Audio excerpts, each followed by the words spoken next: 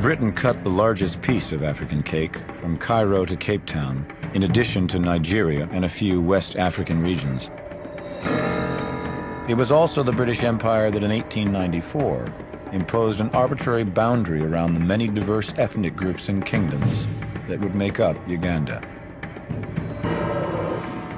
The southern Bantu-speaking people were given economic, political, and educational advantage. The northern ethnic groups, two in particular, the Acholi and the Langi, were the main recruits for military and police positions.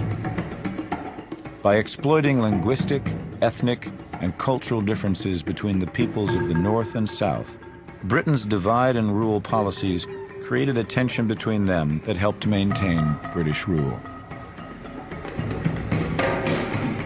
The French took an east-west slice of the continent as well as Madagascar. The Belgians took Rwanda, Burundi, and the Congo in what Joseph Conrad called the vilest scramble for loot that ever disfigured the history of human conscience. Slave labor took over 5 million lives. In Rwanda, Belgium entrenched the idea of the Hutu as a workforce and the Tutsi as extenders of Belgian rule. The politicization of these two cultures would profoundly contribute to the genocide of 1994. In Sudan, the British ruled the Arabs in the north and the blacks in the south as separate colonies, only to combine the areas before independence in 1956. The result has been relentless civil war, the Darfur massacres being the latest tragedy.